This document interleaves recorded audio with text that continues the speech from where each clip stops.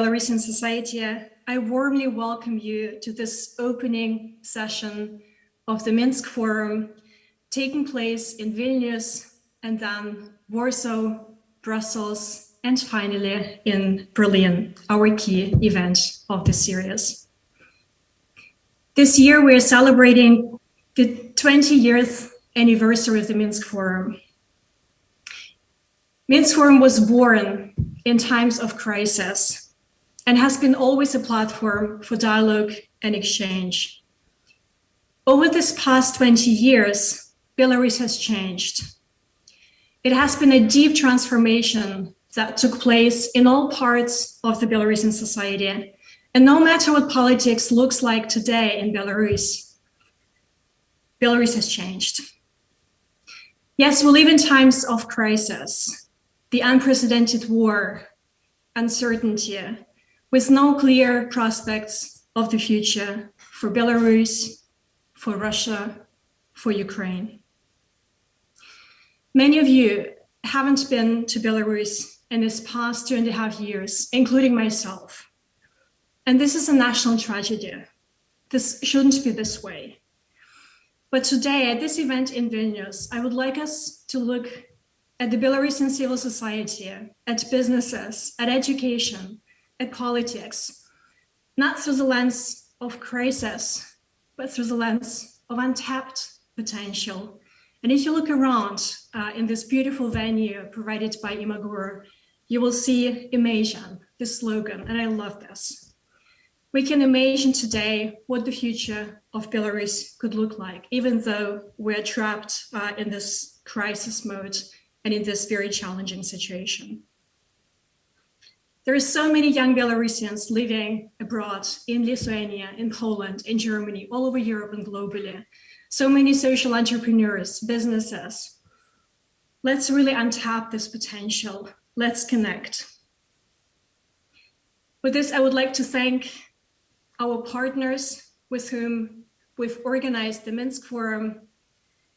First of all, our financial partner and contributor, the German Foreign Affairs Ministry, in particular, the ambassador in Minsk, Manfred Hüterer, whom you will listen to in just a few minutes, to the German Marshall Fund, also for having supported this event, to the Konrad Adenauer Stiftung, and in particular, Jakob Wöllenstein, the head of office for Belarus, who has provided, I hope you enjoyed the dinner yesterday, the networking dinner, and it was a success. A big thank you to our media partners, in particular, Euroradio, for streamlining this event, for being with us, for being such a reliable partner. And of course, a big warm thank you to Imaguru for having offered this fantastic space, for being an inspiring partner, for having co-designed this program with us together. Thank you, Tanya Marinic and Nastya Kamenkova. Thank you so much. I wish us today fruitful discussions. Let's imagine the future of Belarus. And I hope that at some point in the near future, we can reconvene in Minsk again. And I guess, Tanya, I'm handing over to you to continue. Thank you. Hello, everyone. Very, very happy to be with you, to see everyone, all the participants of the 20th Minsk Forum. Actually, today, as was said, the forum marks its 20th anniversary. And we at Imaguru, we are privileged to host it at our space, Imaguru Vilnius. Before we get started, I would like to express my sincere appreciations to all the organizers, partners, and everyone who is involved into this, well, fantastic, probably one of the most valuable events which would direct us into something, as was said, that we can imagine. Imagine a new Belarus. Well, I hope and that we are very pleased to be able to have an open and intellectual discussion on this platform called Civil Society, Business and education in exile, implications for Europe. And that's true. Nowadays, most of us have to work and live in exile. A lot of talented, bright people are looking from outside for ways to overcome the crisis in Belarus, to fight against repressions, and to imagine a new Belarus, a way forward to a better Belarus. Belarusians abroad involved in civic, social, business, and other activities. They are all a great human asset, social and intellectual capital that could and should be used not just for the future of Belarus, but for the future of whole Europe. I believe it is an opportunity for Europe to integrate the talent, build social and business connections, get top-notch world-class expertise, let's say, for example, in IT, tech, and other dimensions, and expand important networks. The main implication, at least to me, for Europe, would be setting up a cluster of talented, open-minded young Belarusians with European values. Belarusians in exile, it is the bridge to tomorrow's European Belarus. Once they return to Belarus, the knowledge, network, expertise, everything they've got in Europe, they will use it to build a new country. They will use it to transfer European values to political, social, cultural, business sectors in a new Belarus. And that's why I'm personally a huge promoter of open Europe for all Belarusians. Those who are inside should not be locked there in country jail. Unfortunately, it is a country jail today. They should have an opportunity to travel across Europe, connect with Europeans, and start asking questions, and afterwards redirect the questions to themselves. What can we do to make change happen? Europe should not be scared of opening borders for Belarusians, as only together, in close cooperation with Europe, by building social connections, can we Belarusians grow as a society called New Democratic Pro-European Belarus. Well, I wish all the participants a fruitful discussion. Let's move forward with new ideas. Let's imagine, let's build new solutions on what Belarusians in exile can do together when it comes to such important, vital topics as civil society, education, business. Most importantly, how to stay connected with all those who are inside there in Belarus, who are there in jail, how to build the link to help these people and move forward together as a nation. Thank you a lot. Dear Hannah and Tanya, dear Excellencies, dear Members of Parliament, good morning. It's a big pleasure to welcome you on this summer day at Imaguro for the Minsk Forum, the first part of a series of events over this year. My name is Jakob Wöllenstein. I have the honor of representing Konrad Adenauer Stiftung, one of the many partners which you see, which were already mentioned. And I'm particularly happy to be able to welcome you here live and not online because I just myself overcame COVID for the first time in 2 years. It got me. A friend congratulated me for being part of the global phenomenon, but I can really tell you it sucks. Despite 3 vaccinations and over 2 years being prudent and not trying to engage with too many people, it got me, and it finally left me. According to the little test cassette, it's down from 2 little red lines to 1 red line, but I still very much feel it. You can hear it in my voice. I'm safe for you, but I still feel that this is just out of the system. And when I say it sucks, I mean it literally. COVID sucks out the energy. and that was the most depressing for me over these symptoms. Well, headache and fever and all these things that take you down, but this feeling that something inside of you is sucking out your energy. I made that comparison yesterday in the evening. Even a little depression I felt, and a new word I learned over checking symptoms: listlessness, Antriebslosigkeit, Bezúčasnost. This feeling that you're not yourself because something inside of you is fighting and it's dragging out the energy. And I made this comparison yesterday. In Belarus 2 years ago, the struggle for democracy began with a struggle against COVID and the failure of the regime to address this. And it seems like an allegory in some way that Belarus itself, ever since that time, 2 years ago, has been suffering from something like political COVID. A struggle with a virus, the virus of dictatorship, but symptoms that are similar. High temperature, headache, and weakness. The country itself been pinned down by an internal fight, mainly, that sucks out the energy and doesn't let the country be itself. And that is still ongoing. So obviously everyone knows the recipe against COVID and basically any illness is to get some rest, to drink tea, get some fresh air, and recover slowly.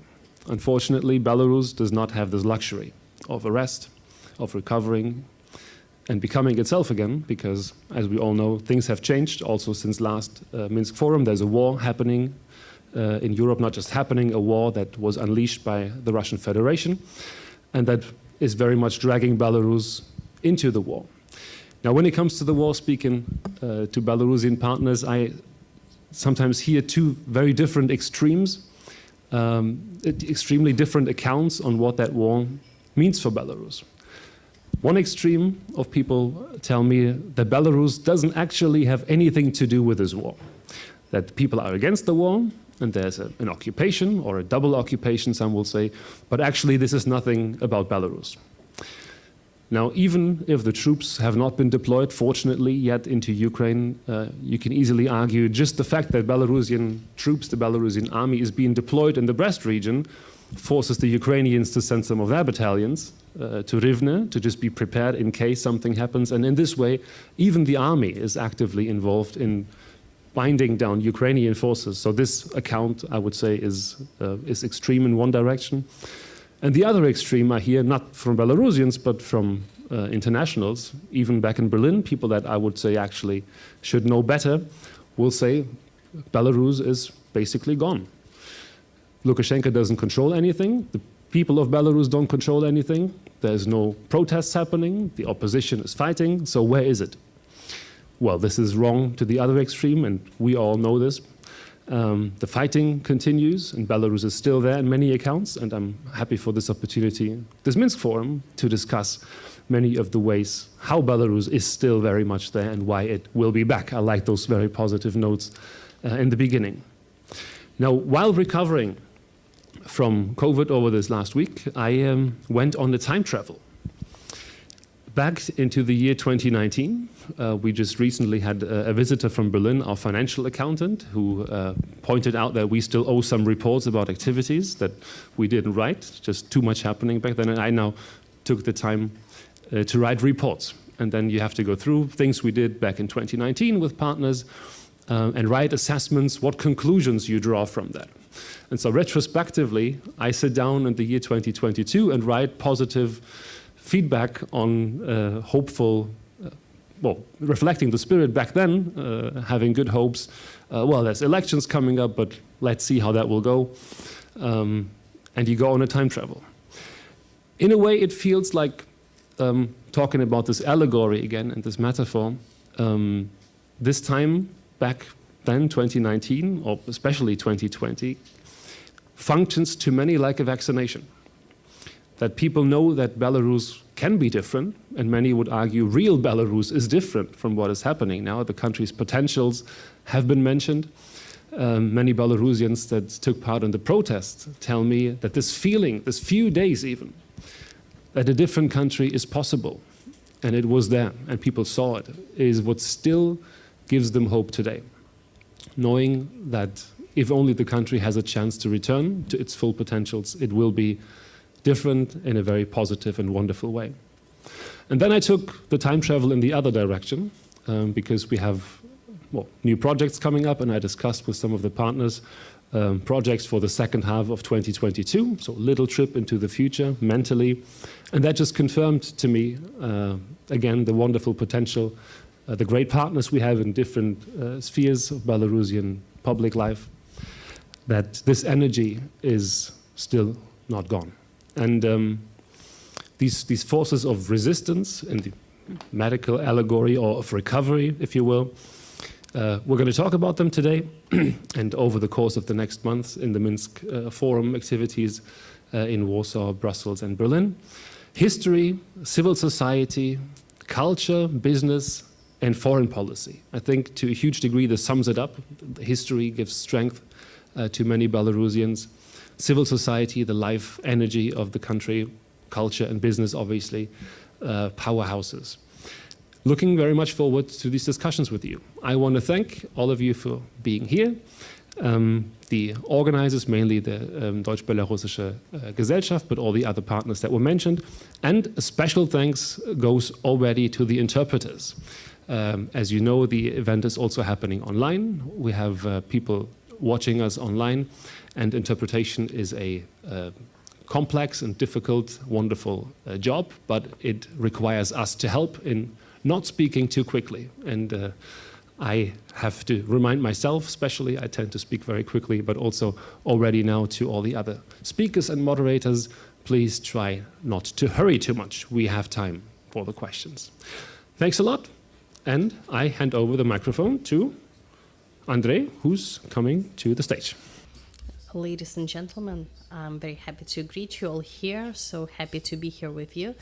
Those are really difficult times. Let me introduce myself. I'm Andrei Laurukhin. I represent one of co-organizations that participated in organizing of Minsk Forum for the second year in a row. It's a Belarusian Institute for Strategic Studies. Please don't confuse it with our duplicate institute, which was founded by Vitaly Silitsky and has been working for over 20 years now. So, following the events of 24th of February, I've been tormented with one question. How can we talk about something when the war is happening, when children are dying, when bombs are exploding? And the answer that I've been trying to find, I don't know if it's going to be convincing for all of us, but wars start in the heads and hearts of people far earlier than people actually take up to arms. So our task is to draw conclusions from this. And I represent expert think tank, expert society, and many of you are connected to intellectual activities. So the question for us and the main lesson is, what have we not done properly? Where we haven't done enough to find ourselves in this tragic situation today? And it's just beginning, unfortunately. The way I see it is that the main lesson and the main thought that consoles me, at least a little bit, in this tragic situation that we find ourselves in, we need to put the effort, not just to stop the process that has started and is still ongoing, but we need to do everything possible to make sure that nothing like this happens again in our region. I want to stress that it's a punishment on us for not having put in enough effort to actually understand the alternative reality that the post-Soviet era presented. In the 90s, we thought that, well, things are going to work out on their own. The transit of a new state is going to somehow happen independently. But present day shows that it was an illusion. We were trying to console ourselves with these thoughts. And today is the payback day. And I truly hope that our meeting, our forum, which is extremely important in this context for the region, for the whole world, we see the challenges go much farther than the borders of our region. And hopefully our efforts will be adequate, will be brave enough and won't be just another consolation for ourselves of how we would like to see the world. Look, and secondly, I do hope that we'll find enough strength, will, imagination, brain power to project a different, alternative future, convincing enough not just for ourselves, but also for our opponents and even enemies who are now on the other side of the barricades. I believe that this could be the sole condition to justify everything that we're going to do here today. And I truly hope that this intention and understanding the seriousness of the work that we're performing is going to go along every step of the way. I do wish great level of concentration and creativity to all of us, determination in everything that we do together. Thank you very much. Sehr geehrte Frau Stähle, sehr geehrte Frau Marinic, sehr geehrte Уважаемые господа Штеллер, Маринич, Лаурухин, Воленштайн, уважаемые дамы и господа, я рад приветствовать вас на Минском форуме в Вильнюсе. Я очень рад возможности выступать здесь перед вами.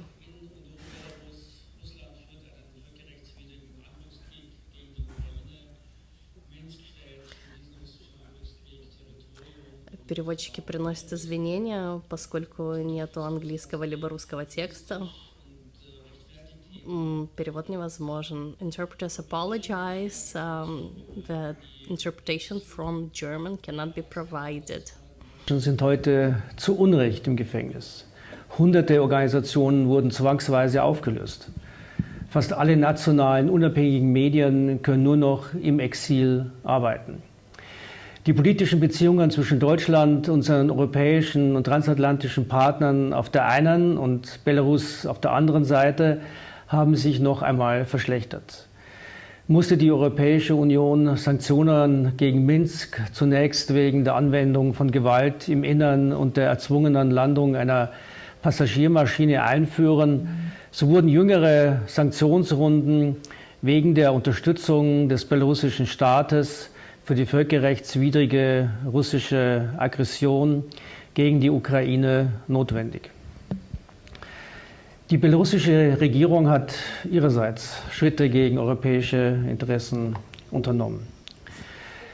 Gemein ist der deutschen Regierung, den europäischen und transatlantischen Partnern Deutschlands sowie wohl allen Belarusinnen und Belarussen das verbindende Interesse an der Unabhängigkeit, Eigenstaatlichkeit und Souveränität des Staates Belarus. Minsk ist aufgerufen, seine Unterstützung für den völkerrechtswidrigen Angriffskrieg Russlands gegen die Ukraine zu beenden und seine internationalen Verpflichtungen zu achten. Die politischen Gefangenen in Belarus müssen freikommen. Nur ein Dialog zwischen Staatsmacht und Zivilgesellschaft, der die Bedingungen für freie und faire Wahlen in Belarus schafft, kann einen Weg voranweisen. Und nur so könnten sich neue außenpolitische Chancen für ein unabhängiges, eigenstaatliches und souveränes Belarus eröffnen. Noch ist es dafür nicht zu spät. In dunklen Zeiten ins Leben gerufen steht das Minsk-Forum für die Hoffnung auf eine bessere Zukunft für Belarus und für das Bemühen um Kontakte in schwierigen Zeiten. Zwischen Zivilgesellschaften, zwischen Politikerinnen und Politikern, zwischen Nachbarländern, zwischen Vertreterinnen und Vertretern aus Belarus selbst. Im Interesse eines unabhängigen, eigenstaatlichen und souveränen Belarus, geografisch im Herzen Europas gelegen, das zuallererst natürlich wegen seiner wirklich großartigen Menschen so riesiges Potenzial für eine gute Zukunft hat. Und das als Partner für die Zusammenarbeit in Europa und der Welt so hoch geschätzt sein könnte angesichts zahlreicher grenzüberschreitender Herausforderungen. Zu denken ist da etwa an die Corona-Pandemie und ihre Folgen, die wohl nicht einfach verschwinden, sondern die Welt weiter beschäftigen werden. An die Bewältigung der Klimakrise und an Themen der nachhaltigen Entwicklung. An Abrüstung und Vertrauensbildung im Herzen Europas. Angesichts des russischen Krieges gegen die Ukraine und Minsks Rolle für diesen Krieg sind wir davon leider heute meilenweit entfernt. Wir Deutsche sind Belarusinnen und Belarussen überaus dankbar, dass sie uns nach den barbarischen und unverzeihlichen Verbrechen, die Deutsche nach dem Überfall Hitler-Deutschlands auf die Sowjetunion an der belarussischen Bevölkerung begangen haben, die Hand zur Versöhnung gereicht haben. Politisch lautet aus meiner Sicht die Lehre aus diesem Wunder: Nie wieder dürfen Deutsche und Belarussen sich als Feinde begegnen. Zugleich ist uns allen bewusst, Geschichte und Geschichtsschreibung dürfen nicht zum Instrument neuer Konflikte, zum Gegenstand neuer Ressentiments werden. Geschichte darf nicht zur Waffe werden, sondern das gemeinsame Erinnern muss uns einander näher bringen. Das Minsk-Forum hat es sich zur Aufgabe gemacht, Kontakte zu halten, zu pflegen und wenn möglich neue zu etablieren. Sehr wichtig ist das heute insbesondere für Kontakte zwischen Belarusinnen und Belarussen außerhalb von Belarus, damit die Erfahrungen und Pläne von Menschen in Vilnius, Warschau oder Berlin im Abgleich bleiben mit den Realitäten und Überlegungen von Menschen in Minsk, Brest oder Wizebsk. Mit genau diesem so wichtigen Thema, belarussischem Leben im Exil, werden Sie sich in der heutigen Veranstaltung unter anderem beschäftigen. Dafür wünsche ich Ihnen gute und erkenntnisreiche Gespräche. Sie liegen im Interesse aller Belarusinnen und Belarussen. Vielen Dank. Labas rytas, good morning, and to all of you, thank you to organizers for inviting me to speak. I have to admit on my behalf, I will not take the line of European Parliament. I have a privilege, to speak on my own, although I am the standing rapporteur for Belarus, but I will take a privilege, to depart probably from some lines and to make some things a bit clearer. I thank you all, organizers for this forum. I noticed, there are 12 or more. Each and every deserves our appreciation. It's a paradoxical thing that the Minsk Forum is organized not in Minsk any longer. And nobody knows, when this forum will be back to Belarus. When I will mention Belarus, I mean Lukashenko regime, all right? Let's make things very clear from very start. And my reference to people of Belarus, it's mainly about the opposition and those who feel that there should be some change in Belarus. At this very sunny day in Vilnius, let me to make a less optimistic remark. I think we have failed altogether. In the last 2 years, after August, and by one criteria, Lukashenko is even more and stronger standing in between of people and the state. He took that position, he enforced that position, he imposed conditions on society, and he remains as a ruler. He's a real ruler. And this is a very sad story. In spite of our many and medium-term efforts.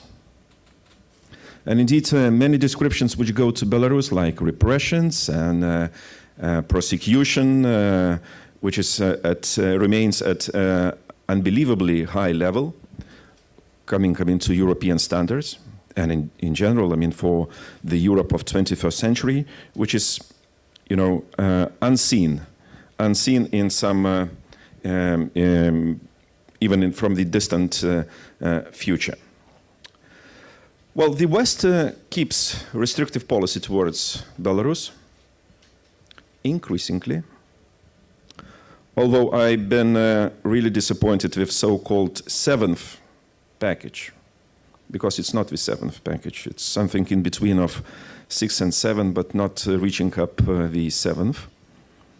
There is nothing about Belarus, as nothing happened in between.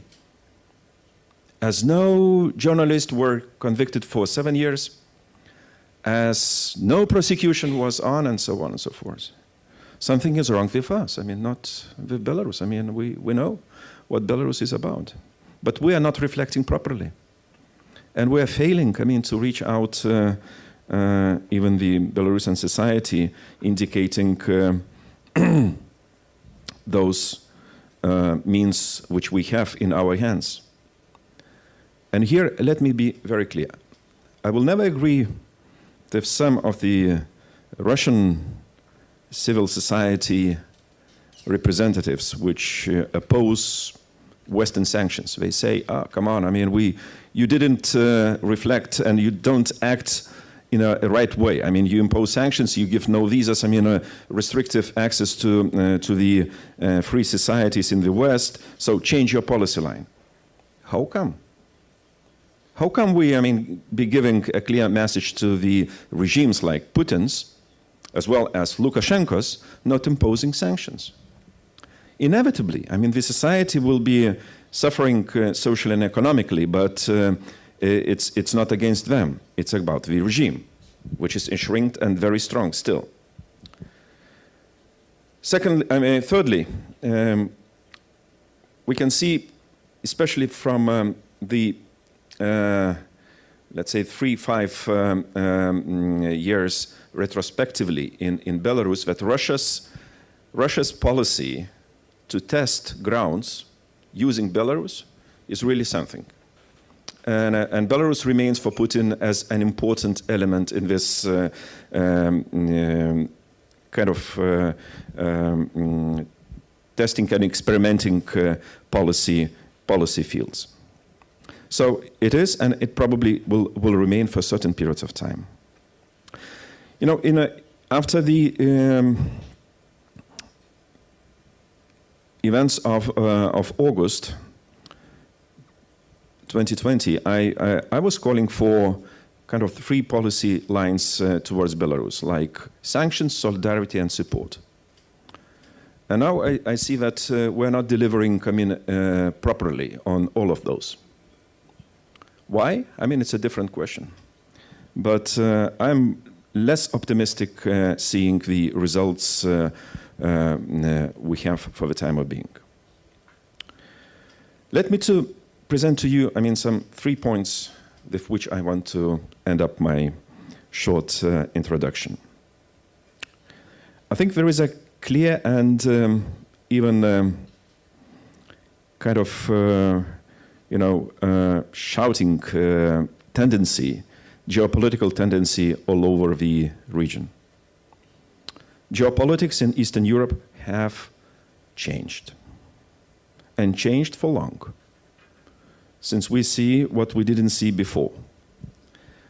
Some didn't expect, some didn't believe, some didn't, act at that time, but we have what we have.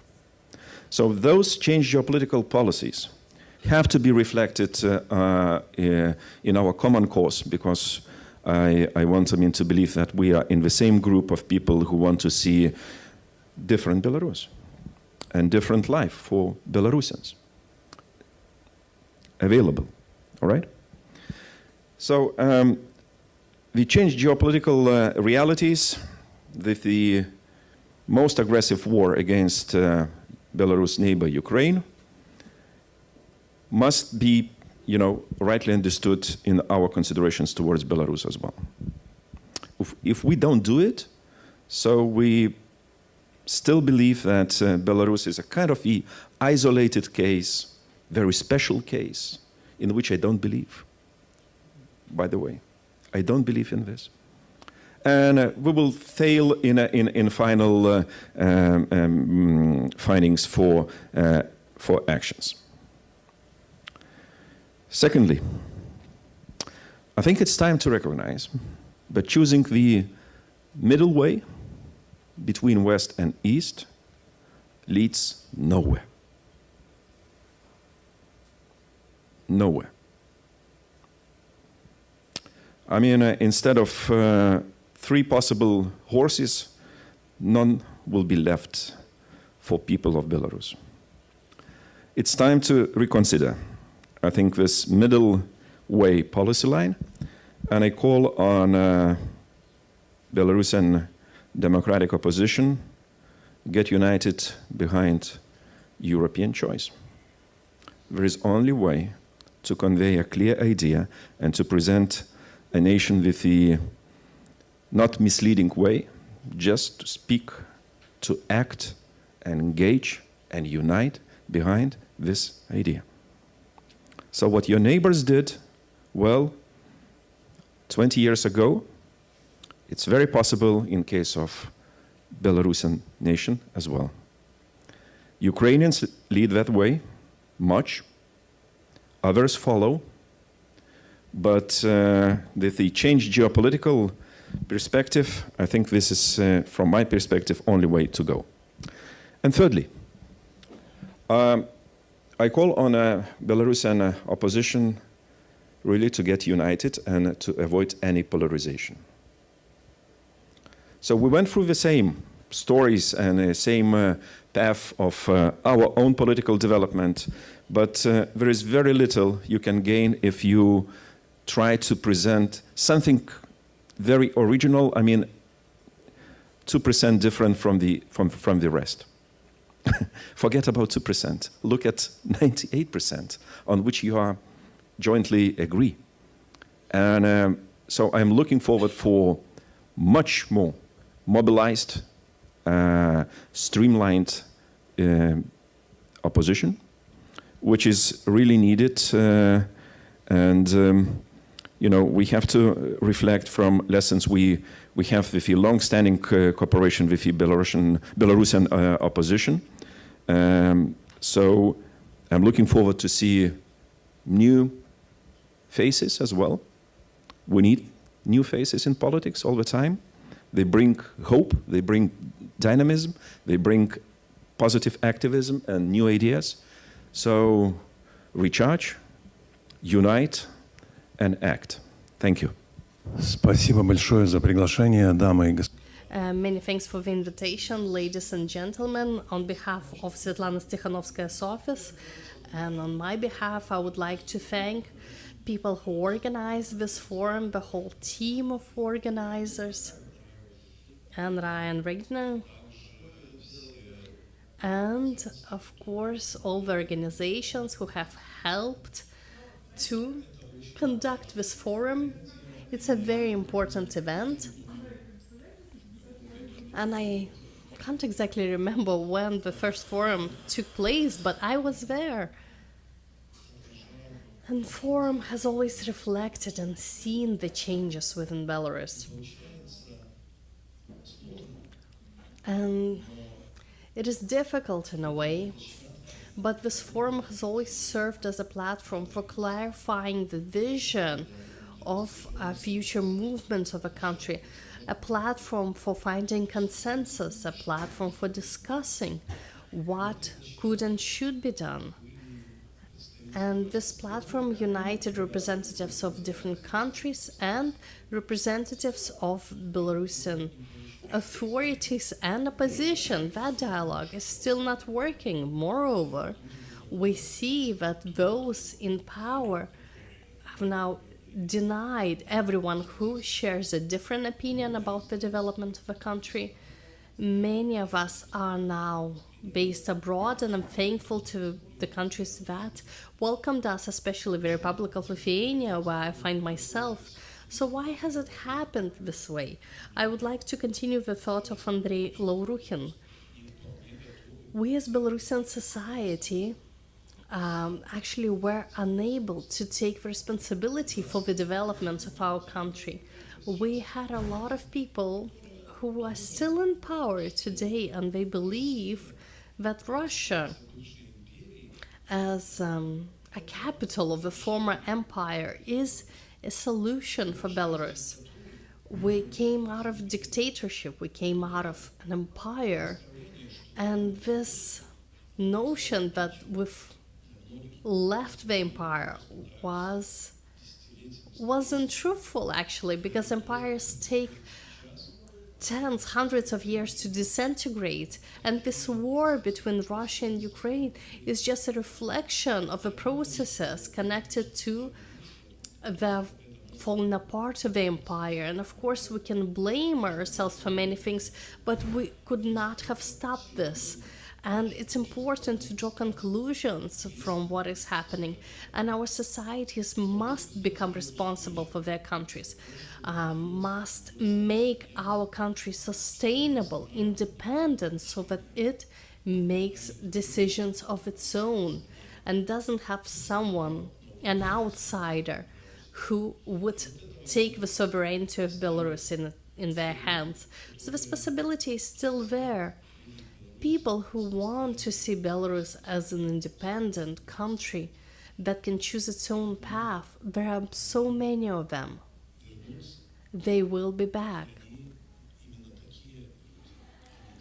And these people specifically are not people who want someone else to make decisions for Belarus. Only these people who are proactive, they will decide on the fate of Belarus. Petras and I talked a little bit about a Jewish saying next year in Jerusalem. So I'm confident that Belarusian society deserves an opportunity for all Belarusians not just to be in their country, but for their voice to be heard in their country. And they deserve an opportunity to make decisions.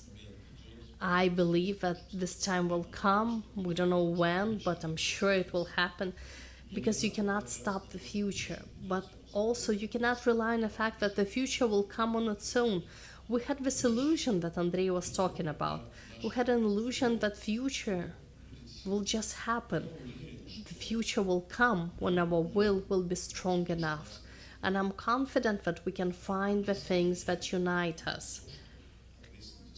And the responsibility for our country is something that could unite everyone. We need to take this responsibility, and the will of Belarusians will make the country successful. One of the most successful countries in Europe is Germany, and they actually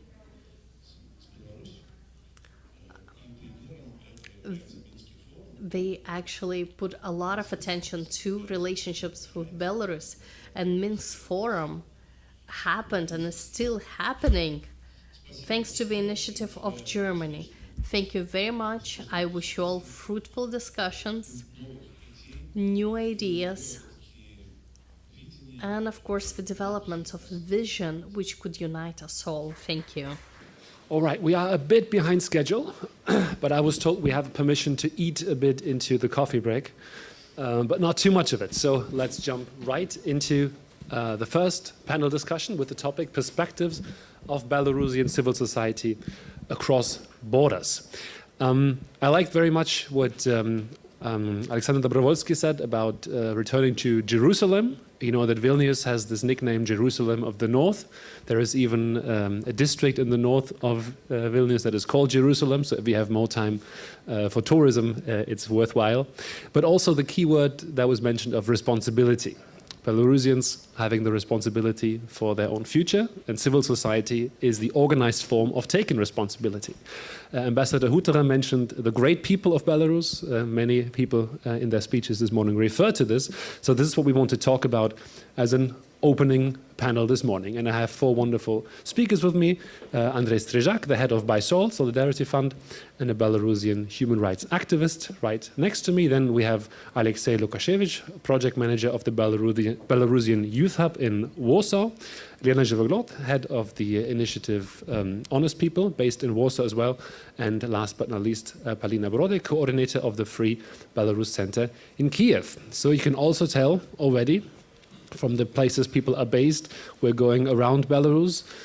We'll be speaking about exile or exiles, whether there is one a unified exile or in how far Belarusian exiles are pieces of a mosaic, in what way. But I would like, because the title of this forum is starting, at least in my draft, it still says history. It doesn't say so on the screen, but history. So briefly starting with Lena, your initiative, Honest People, had a huge role in the documentation of election fraud back in 2020. Just a very brief recap. What was it like in 2020? And what was different that civil society came to play this huge role of responsibility taken up in that political context? Thank you. На русском будем говорить, наверное, да? Мы на русском, Яков будет на английском встраиваться к нам. Спасибо. В 2000... Okay, we'll speak in English, in Russian. In 2020, honorable people started to get ready for the presidential elections, and what happened in August 2020, and before that, before the presidential elections. So most people here know very well. I wouldn't go into details, but I will talk about the role of 2020, what happened before that and after that. First of all, we have to understand that the state and the society, they lived in parallel worlds. There was no interaction between the state and the society, just because the falsifications happened not only in the presidential election, but also before that. And the state was not interested in helping the people solve their simple everyday problems. And the unity was taken over by the civil society, and the new unions were set up, starting with simple things like mending the roads and so on, because the state institutions didn't work in that. And 2020 was the peak of activity. First came the COVID, and then the presidential elections, and later, after 2020, the formula was like this, that the civil society was destroyed, but we just went to exile and we're doing what we're doing. I don't believe the civil society is destroyed. Yes, it has to be active, but in reality, first of all, the civil society still doesn't have any contact to the state. That was before 2020, that was during 2020. And secondly, there is no transparent financing, and this is for obvious reasons. Maybe Andrei will follow up with that. And secondly, it's difficult to make it on a mass scale what we have done before 2020 and what we're doing now, due to much higher risks.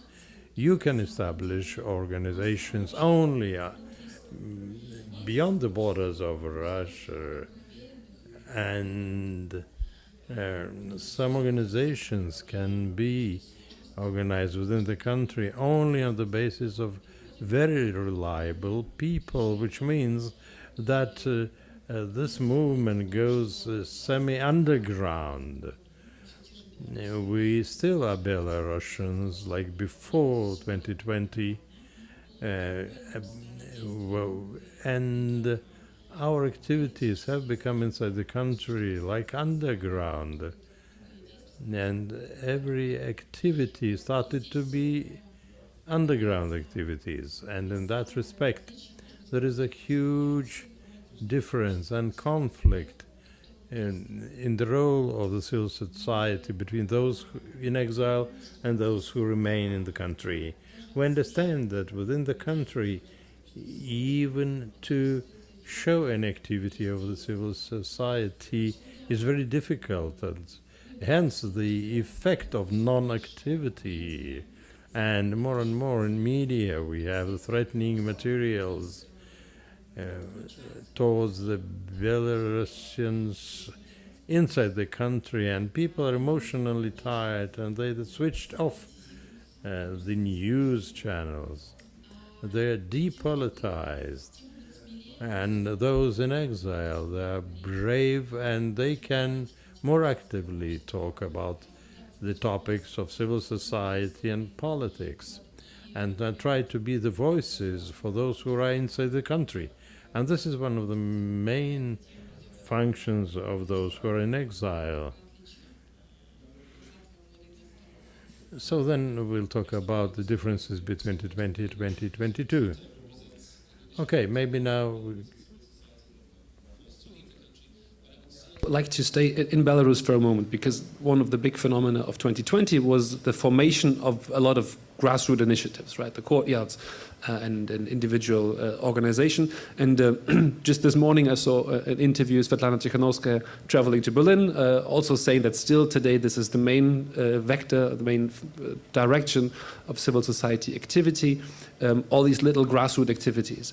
Could you give us an insight, how has that formation of civil society from the grassroots level transformed since 2020, and how is the relation between these initiatives and the more organized traditional civil society? Да, я бы на самом деле... Спасибо большое за вопрос. Действительно, мне кажется, это не так часто. Thank you for a question. I believe it's not discussed very much in human rights circles, and today our panel is a very good example that there are new faces coming up. Well, I have not participated in the forum many years ago. I was not in the first forum, Minsk Forum, and today we have 4 panelists, and it's only one panelist who is traditionally taking part in the forums. Neither Lena nor me nor Alexei have never been representing big organizations here. We were doing something else, so something close to civil society, but most probably business, nothing to do with civil society. And this transformation happened in 2020. Similar things happened in Ukraine after 2014. And it's important to understand, especially for the professional old organizations which consider to be institutionalized, that this potential has to be utilized mostly, and to include those people within their circles. And I can see this professional society still is pretty much closed, and they don't have any relationship to grassroots initiatives, which are really a moving force in the civil society. Some of them have become professional organizations.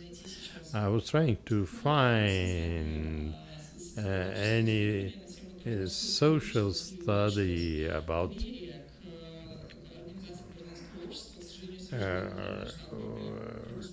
the civil societies. I failed to find anything. It would be good to have something like that performed. It's important that the trust in the civil society is growing, and that the participants of civil society would be the people on the grassroots level, that the initiatives are very important, albeit not very loud. And it would be interesting to have a look at the people in Belarus and in diaspora, how much the people and how they find out about the initiatives, and how they find out about the old initiatives. What about the partisans? And as Assembly NGO. Many people know about the partisans, but very few people know about the Assembly NGOs. So we have to acknowledge it's important to network with each other and to include new initiatives. And the center, of course, very important here. We're trying to work with young activists who came to the movement after 2020, who have the willingness and the opportunities to realize themselves in the activities of civil society. And we, as representatives of civil society, after 2020, we happened to find ourselves in privileged status. And of course, compared to the people who don't have the experience of living abroad with no knowledge of foreign languages. However, somebody like us in the civil society really are continuing to function, and they help the people to reintegrate here, because we are in bigger part beyond the borders of Belarus. Interconnected as they could be. Is this a question of certain directions of work, or is it a question of geographical locations? So are different kinds of exiles forming in the countries where people are based, or is it more along the line of what people are actually doing? Ну, я думаю, что в первую очередь это задача непосредственно организации гражданского общества. I believe that the task for civil society is to make the strategy about how much they can interact with other people. I don't believe it depends on geography. I believe that it depends on the direct interaction.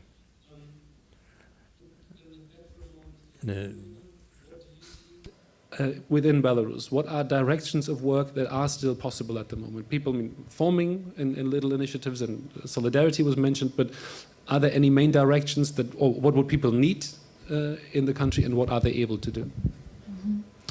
На мой взгляд, с учетом... I believe that many people were expecting good results and victory.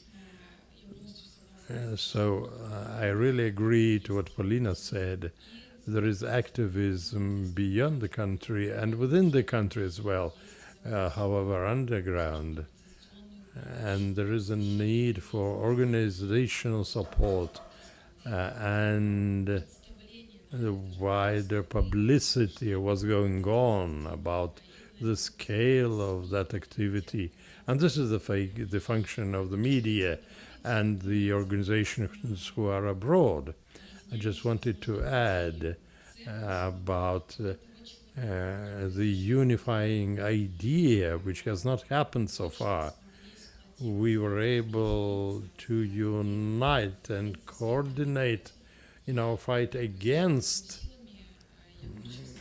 and it happened. Yeah, and I'm talking now about the structures and organizations. And in long term, it's not enough to say we are against. It's important to say what we are for, what kind of values we're talking about, what we can agree. And this is about the agenda. And here, I believe that some people have doubts how we can agree today. I think that this platform of value is very important. Я думаю, что это следствие того, как массово и активно люди совершенно... I'm saying that the people are from different professions and activities. They have to be united. They have to get together in order to fight. And then it's about evolution, evolution to create something. So, of course, communication is important, but I believe that we don't have to have a discussion about the people as leaders. It's more about ideas and values to unite around. And the focus has to be on where we're going to, and then who is leading us. And I agree about the responsibility of Belarusians. We have to create a certain platform of values and make this movement instrumental. In the lead, has it to come from the exile? Я называю широким словом демократические. I call it very widely democratic forces, white coalition around Svetlana Tsikhanovskaya, representatives of civil society like organizers, and then finally we speak about all Belarusians within country or beyond the country. The ideological country doesn't go along the borders of the country. People are divided ideologically according to their values. It's important to understand. If we understand that Russia is not equal to Belarus, it's important whether we share these views or not. So in terms of what happened the last 2 weeks, when everybody is talking about the personalities but not about the meanings, that is, dreadful.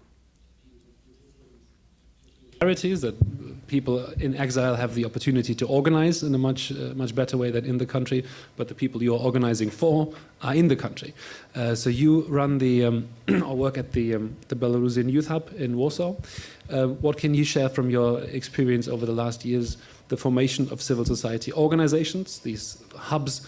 What are priorities that people are working on in the exile when we speak about that it should be not about leaders but about ideas? What are the main directions of work? За последний год, на самом деле... During last year, we have seen how civil organizations in Poland have been growing, and the number of activists and the initiatives has been growing too. And on the example of our hub, we have seen how the Belarusian diaspora has been forming, which has not the case before 2020. There was no diaspora in 2020. Belarusians were coming to Belarus, Poland, to Lithuania. They were just lived there like Polish or Lithuanian people. And today we can see the changes in their content. These Belarusians who come here, it's important to feel as Belarusians abroad. And in our hub we can see that people come to us. Those who have arrived in Poland or who came to visit their relatives or for business. And we see a situation where it's fashionable to be a Belarusian. And friends were talking about themselves previously. And today it's important for them to go somewhere. And as our hub in Warsaw, we can see that every day we have visitors who want to do something, who are proposing their own ideas, and we're helping them to realize these ideas in life. On the Belarusians in exile, and how far do the people have the bridges back to the home country in mind, and what are the main topics? Ну, смотрите, да, сейчас очень много идет разговоров про то, где важно поддерживать. Yeah, we talk very much about how we can support the people, whether in Belarus or outside the country. And not all those sponsors want to support Belarusian people, but today we from abroad, we can help the Belarusians inside the country. We're trying to organize video streams. We record our events and we put them online, and we can see the more than half users of the content there in Belarus itself. So the creation of this content really is the bridge that unites Belarusians in Poland, in Germany, in Lithuania, and other countries. Is the perfect segue to you, Andrei. Your organization has the purpose of helping, showing solidarity. How has your work changed since 2020? And what is the situation when it comes to resources that were mentioned, the lack of resources in the country, but people leaving the country and having to make a living? What does that mean for their mental resources, time resources, but also financial resources to continue, reorganize and develop their work? Ну, на правах, наверное, уже названо меня. Well, I was already called here as an old-timer in this forum, and Polima was right in saying that the new Belarusians after 2020, they're feeling themselves as a part of civil society. So that has to be used by the old civil society organizations. So we can see today that our organization has 90% of newcomers. I started there in November 2020, and I'm perhaps among the few oldest people, and some people were not even born then. And retrospectively, we can see what happened.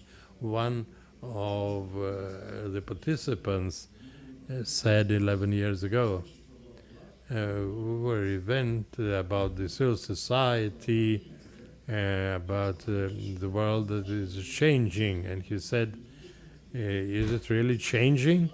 He said, understood that has nothing changed. It's important to see the history in its perspective, because everything is repeating itself in circle. Many people are writing today about historically about the Belarusian state 100 years ago.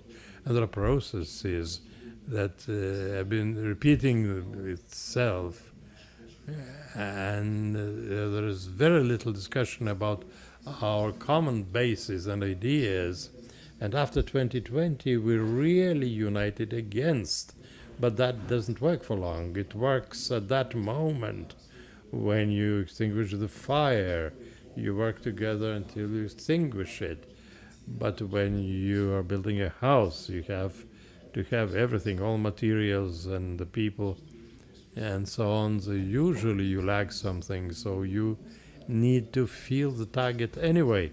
So as I see in the last few weeks, we can talk about this situation as a political cannibalism, political cannibalism. If you bite a piece of someone somewhere or something, then you become stronger. No, this is not something new.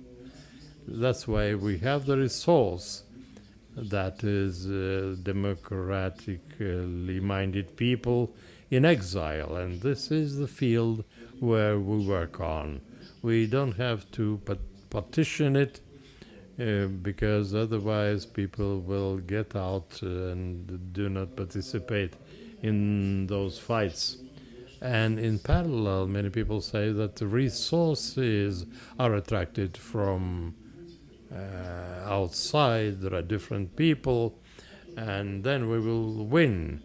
It doesn't work too, because there are certain rules and conditions when there are big donors and they see if there is a point in supporting Belarus. In terms of Ukraine, it's simpler because the government there has a policy, a pro-European policy. And the next thing is that today we're at the point whether we can split in the civil society, or we can try through the crisis reach some new agreements. That's why I'm saying that while people are talking and listening, then they can have a chance to agree. When we are starting to speak instead of other people and think of some our own positions, then it's fantasy. So we need to talk.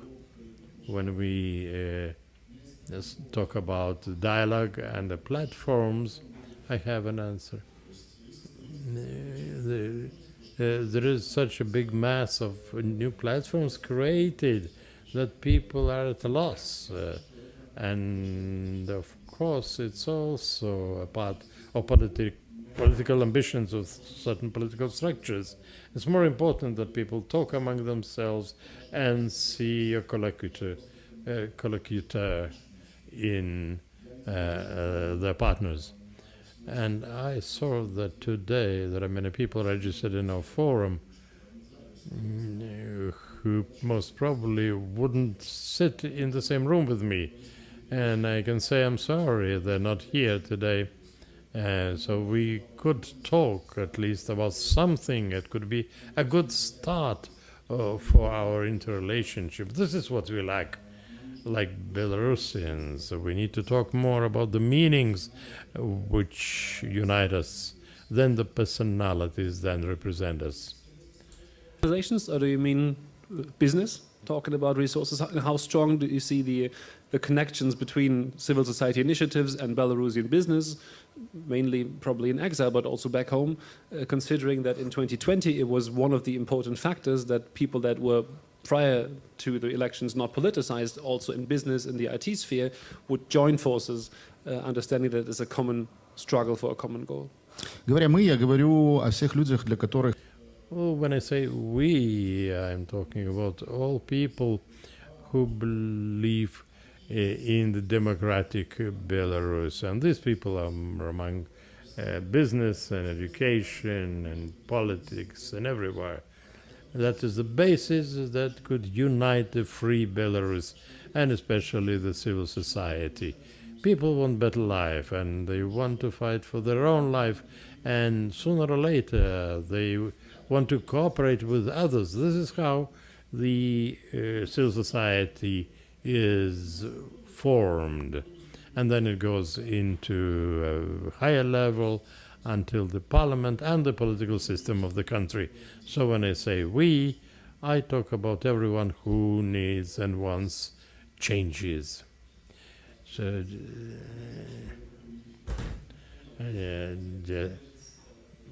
but we need to make sure people can follow. The war was mentioned obviously a few times as a game changer when it comes to financing, when it comes to the self-feeling of time perspectives. But I would like to ask back to Alexei concretely, how has the beginning of the war in Ukraine, or the huge escalation of the war in February, changed priorities of Belarusian NGOs that you work with? Да, на самом деле... Yes, indeed. Since the start of the war, civic organizations have turned to helping Ukraine to the best of their abilities. In our hub, we started helping 24/7 together with Free Belarus Center, who have moved from Kiev to Warsaw. We helped people, volunteers have joined. We opened 24/7, worked full-time and tried to help as much as we could. So Belarusian agenda, for the time being, just disappeared. So the Ukrainian agenda remained, and Belarusian organizations focused on that solely, on helping Ukrainians, on helping refugees. But some time passed and we realized that we can actually forget Belarus. And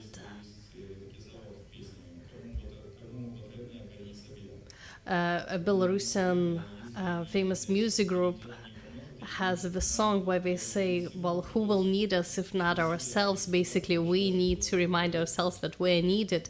So we had to make this step and basically forcefully go back to the Belarusian agenda. And we actually did it in time, because while helping Ukraine, we could have lost Belarusians and Belarus, those people who have left for Warsaw specifically. So this comeback has actually saved a lot of organizations. We started collaborating with our partners, civic organizations in Poland and other countries.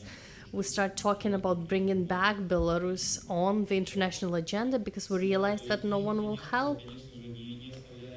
So, of course, we're still helping Ukraine, or we're helping by help. And of course, the work on Ukraine continues, but Belarus is back on the agenda, which is great, and we need to do that for sure. Kiev, obviously, you were the organization is closest to what happened when the war started. How did it change the work of Belarusians? But also, what does it mean for after this first wave that we saw of also anti-Belarusian sentiments in Ukraine that targeted people that were actually on the same side? How has that evolved over the last 5 months when it comes to cooperation of Belarusians and Belarusian civil society with Ukrainian civil society? Вот как раз на войне. So there was a wave of discussions between Belarusians and Ukrainians, let's call it discussions. And we now have the topic of Belarusian national interests. So previously, no one really talked about it. They would say that, well, there are national interests of Ukraine. Belarus is going to be a part of it in one way or the other, with the current authorities or democratic forces. Now, Belarusians talk about their national interests, bearing in mind that they probably will be different from Ukrainian. But what Lena said about our value goals, and I want to stress that our interests are based on values first and foremost. And we don't want to get stuck within this framework of Belarus, just this ethnic society of Belarusians. So these values will of course include collaboration with our neighbors, and Ukraine specifically. We've never existed in a vacuum, and we're not in a vacuum now for sure. Everything that's happening in one country will of course affect people of the neighboring countries. In a case of war, it's absolutely obvious. So any actions that we take, or at least every time when I see the flames of hate between Ukrainians and Belarusians, each time I want to write a hateful, angry comment, I ask myself, why? What will I achieve?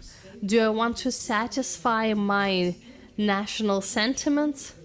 Or do I actually want to achieve a specific result in the end, which will have both us and them to arrive at a different future? So when I ask myself that question, I often stop myself from posting angry things.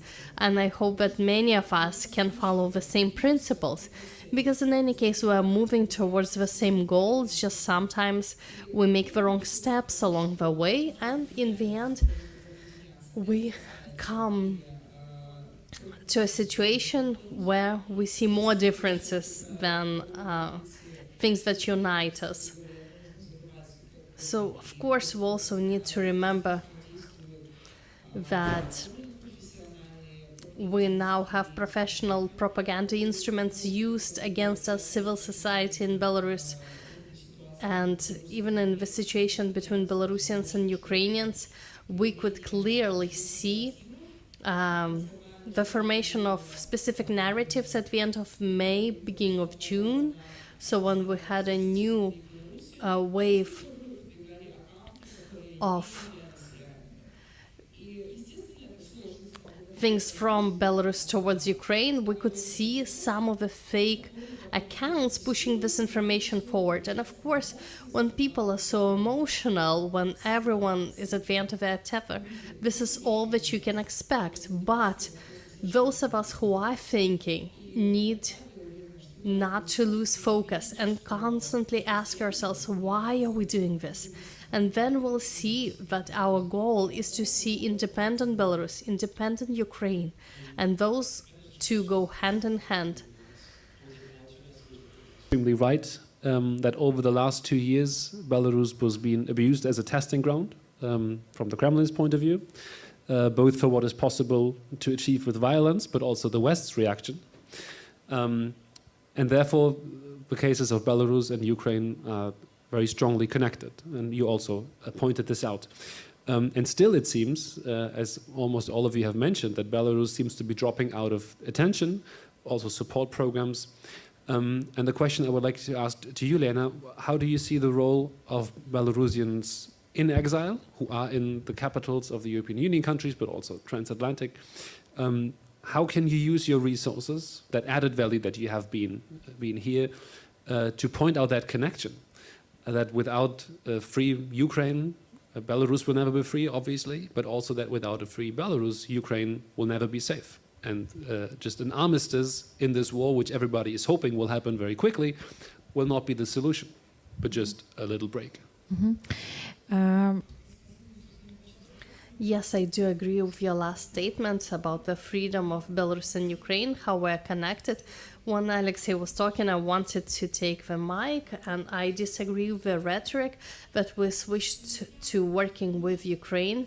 Yes, on the instrumental level, we did provide a lot of help to Ukraine, but different organizations like grassroots and activists on the spots, they did different things. And I was under the impression that many, or at least us, we worked with this educational function. What is the role of Belarus in this war? And I agree with what Mr. Lavrukin said. It's a rhetoric question. Have we lost or not lost this war? And when has it started de facto?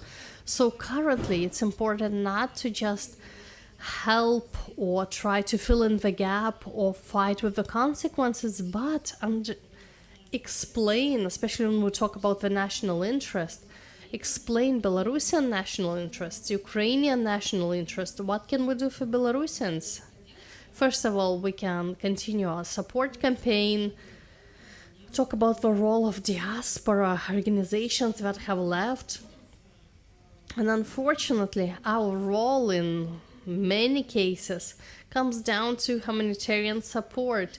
And I once again go back to the fact that without just fighting the consequences and providing humanitarian support, it's important to maintain contact with Belarusians within the country. And this way we're trying to stop the state propaganda. We try to promote unifications. We try to hold partnership dialogues where possible. When Andrei was talking about this, we want to talk to partners. We want to be the speaker for Belarusians.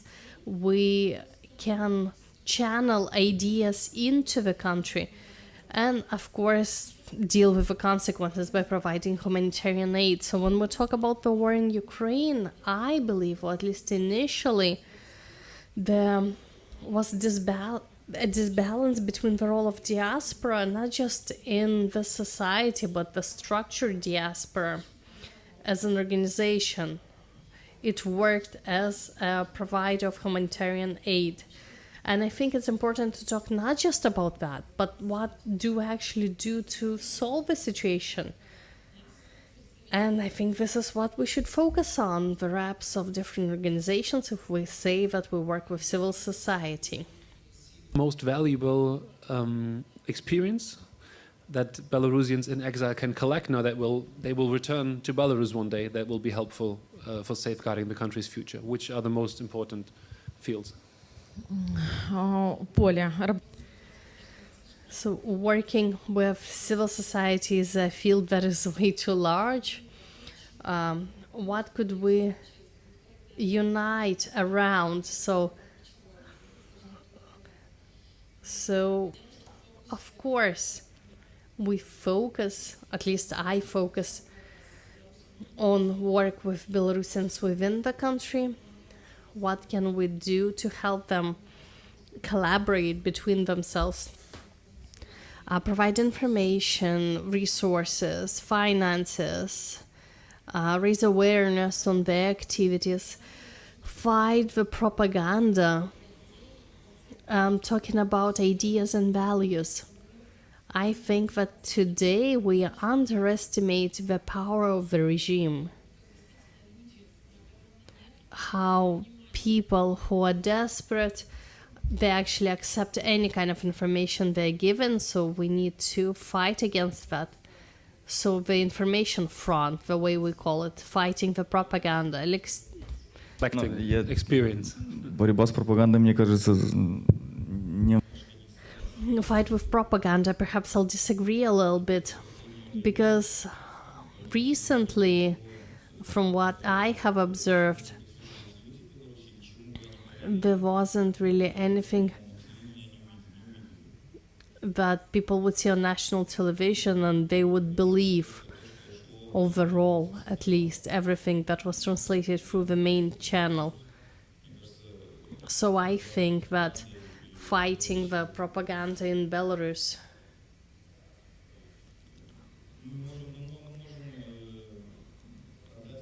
well, we can put a lot of effort into it, but will we have a result or not is a question. I think the question of unification, solving questions of people, and the educational process that you talked about, I think this is something we should concentrate on.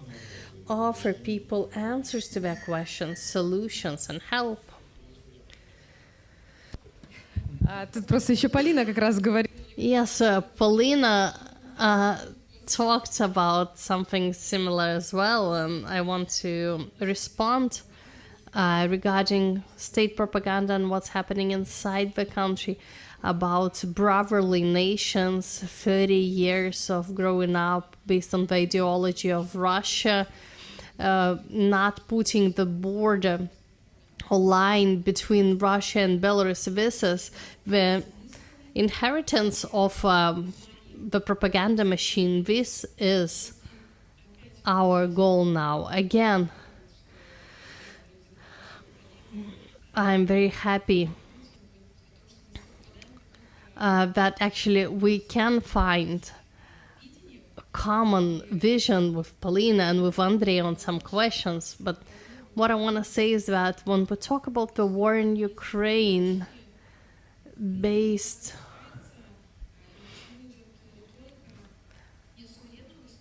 or not based not on the idea of sovereign state, what we are able to do, when we easily swallow the pragmatism of politicians flirting with Russia, this is what I call the inheritance of state propaganda. And I believe that the role of information, values, beliefs is very high and very important in this war. Over the coffee break, we have 30 more seconds, and I would like to give the floor to you again, Andrei, because you were the last to speak in the beginning. Since you have, as you mentioned, this long experience, you know a lot of the partners, but also your initiative is working on this overlap of financing, resources, and civil society, humanitarian aid. So there's a lot of spheres overlapping. How do you see practically speaking, the chances of Belarusians uniting more strongly around those values, around goals. We often hear the terminology of New Belarus, so a concrete, positive image where you want to take the country, you as Belarusian nation, something that would ideally be appealing in a long-term perspective to the people that are supporting the regime right now, many maybe just because they fear for their own livelihood and their own futures. So how do you see, practically speaking, how can this process be organized to involve civil society, but Belarusian business, which we're going to talk about, education, process-wise? What would have to happen to make that more effective? Ну, на мой взгляд, ничто так не объединяет, как совместные. I believe that nothing could unite people more than common activities that come to a positive result. Based on my experience, the best connections, best team connection forms between people who work together towards the same positive goal. So here I believe we can think on creating common spaces, collaborating with people perhaps you wouldn't want to work with initially. It's maybe a little bit of a provocation, but I think we should try. People think of each other in stereotypes, and it's a huge problem. I try to break those stereotypes in situations where it's possible, and sometimes I succeed, but sometimes I don't. So based on perspective of what could bring us to this changes, to this unification, I think active collaboration, little victories, little achievements that would help us develop this feeling, because now work feelings and emotions are very important. And if we talk about public donations, everything there is based on the emotion you have today. Did the story catch your eye? Are you ready to get involved? And basically it's like a donor model. Blood donor has to donate all the time, so the same here. People who are involved in public activities, we can't really come out of this field. So, I mean, it's great if we can go on vacation, but we're just thinking about it 24/7. So I think the more people we have who are oriented towards collaboration, the more we can upscale our activities, move from small events to big ones, move from resources who allow us to provide small support to resources that allow us to become proactive. Here I see possibilities. Thank you for the discussion. Polina, Liana, Alexei, and Andrei. Food for thought, I think, for the rest of the day. And food for thought works better when there's food for stomach, and that's what we're going to have now. Coffee break.